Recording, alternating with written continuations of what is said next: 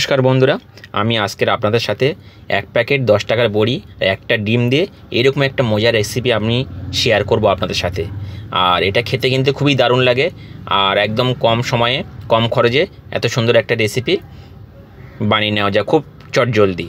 তো আমি কীভাবে বানাচ্ছি সেটা আপনাদের সাথে শেয়ার করব। চলুন বন্ধুরা, দেখুন আমি এখানে একটা 10 টাকা দামের একটা বড়ির প্যাকেট নিয়েছি, একদম ছোট প্যাকেট। দেখুন আপনারা যে কোনো বড়ি নিতে পারেন, আমি এখানে সাদা বড়িটা নিয়েছি, বিউলির ডালের বড়ি।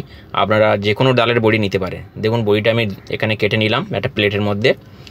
আর বড়িটা আমি প্রথমে কি করব, এটা আপনারা যে কোনো মিক্সার গ্রাইন্ডারে এটা পেস্ট করতে পারেন বা শিলনোড়াতে আপনারা এটা গুঁড়ো করে নিতে পারেন। তো আমি মিক্সারের মধ্যে দিয়ে এটা একদম পেস্ট করে নেব বড়িটাকে। দেখুন এইভাবে আমি কিন্তু একদম পেস্ট করে নিলাম এবং একটা মিক্সিং বোলের মধ্যে এটা আমি ঢেলে নিলাম। একদম এরকমই হবে, আপনারা এইভাবে পেস্ট করে নেবেন। তো এইভাবে পেস্ট করে নেওয়ার পরে দেখুন কতটা মিহি হয়ে গেছে, এরকম মিহি করে নেবেন আপনারা। তো আমি এখন দিয়ে দেবো এর মধ্যে একটা ডিম এরকম আমি দিয়ে দিলাম।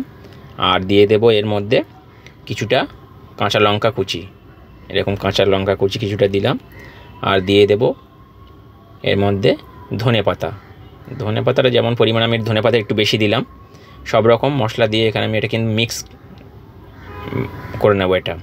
তো এখন দিয়ে দেবো একটু পেঁয়াজ কুচি দিয়ে দিলাম, বেশি দেব না, জাস্ট অল্প করে পেঁয়াজ কুচিটা দিয়ে দিলাম। আর দিয়ে দেব এখন আমি এর মধ্যে জাস্ট সামান্য পরিমাণে লবণ দেব, যতটা লাগবে সেই পরিমাণে অনুপাতে আমি দেব। একটু হলুদ দিয়ে দিলাম, একটু দিয়ে দেবো রেড চিলি পাউডার, আর একটু দিয়ে দেবো আমি এখানে ধনে গুঁড়ো পাউডার আর একটু জিরে গুঁড়ো পাউডার দিয়ে এগুলো সবগুলো দিয়ে আমি ভালো করে এটাকে মিক্স করে নেবো। আমি এইভাবে মিক্স করে নেবেন আপনারা, একটা ঘন ব্যাটার তৈরি হবে। দেখুন এরকমই তৈরি হবে, একদম বেশি ঢিলা করা যাবে না এটা, তাহলে কিন্তু ভাজার সময় কিন্তু ছেড়ে যাবে। এরকম আপনারা নেবেন।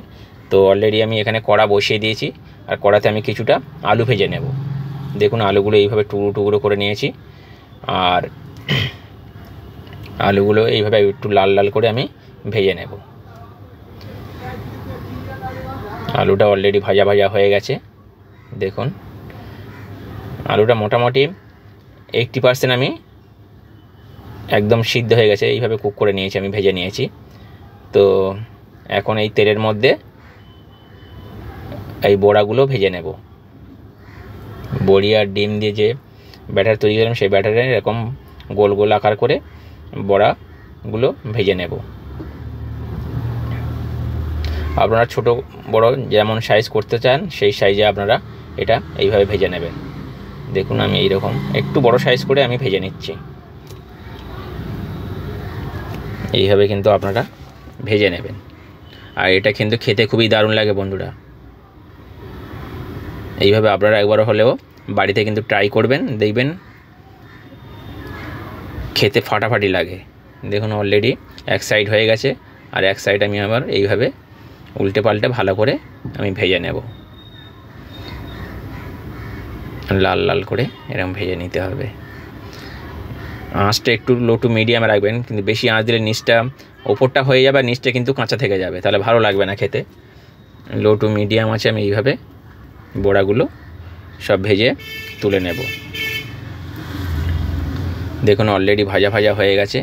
তো আমি এখন তুলে নিচ্ছি, নিয়ে আবার যেটুকু বাকি আছে অবশিষ্ট সেগুলোও আমি আবার ভেজে নেব। এইভাবে দিয়ে যেটুকু আছে সবগুলো ভেজে নেব। দেখুন আবারও সবগুলো দিয়ে ভেজে নিলাম।